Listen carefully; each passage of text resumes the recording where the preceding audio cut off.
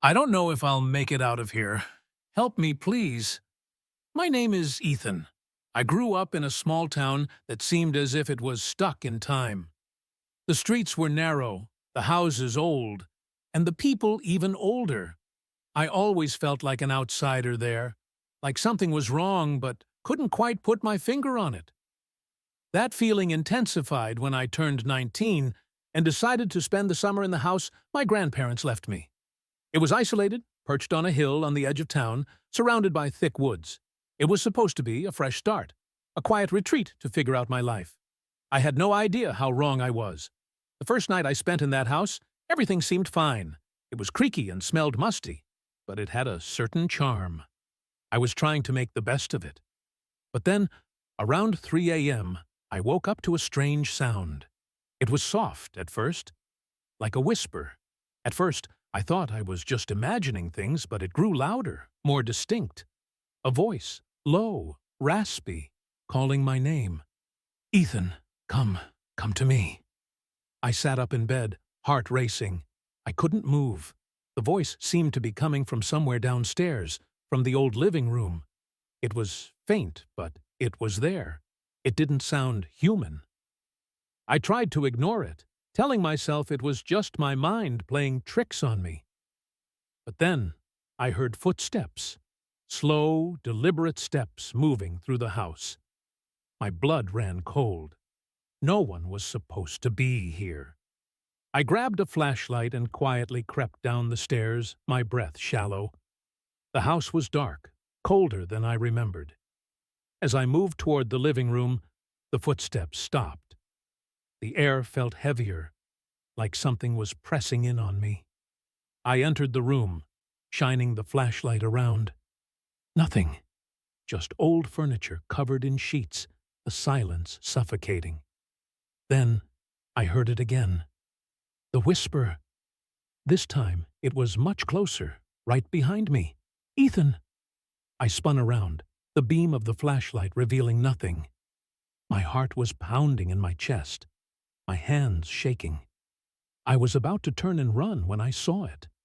In the corner of the room, barely visible in the shadows, a figure stood, tall, dark, with eyes that glowed faintly in the dim light. It wasn't human. Its shape was wrong, unnatural, and it was staring at me. My instinct screamed at me to leave, to get out of there. But I couldn't move. The figure reached out slowly, its long, thin fingers extending toward me. I stumbled back, tripping over the furniture. But it was too fast. It was already right in front of me. Ethan, it croaked, its voice now an agonizing rasp, like 1,000 dead souls whispering in unison. I've been waiting for you. I wanted to scream, but no sound came. The air grew colder, and the darkness seemed to close in on me. The figure reached out, its fingers brushing against my face, icy cold, sending a shock of pain through my skin. In that moment, everything around me seemed to shift.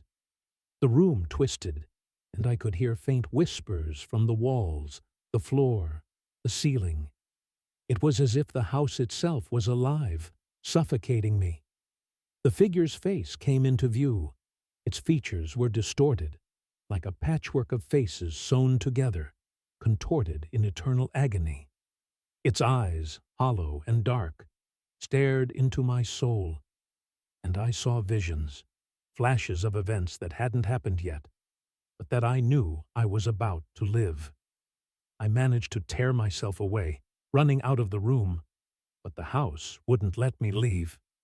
The doors were locked, the windows sealed shut, trapping me inside with whatever this thing was. I could hear it laughing now, a horrible, wet sound that echoed through the walls. Days passed. I couldn't sleep. I couldn't think. I tried to escape, but the house twisted and warped, making it impossible to leave. Every time I looked in a mirror, I didn't recognize myself anymore. My reflection was distorted, changing like the face of the thing that haunted me.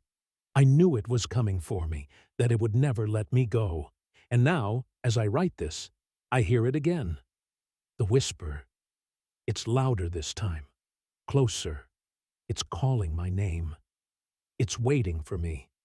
I don't know if I'll make it out of here. I don't even know if I want to anymore. I can feel the darkness closing in on me, taking me, and I fear it's too late. Ethan, come to me. Thanks for watching. Subscribe and like for more.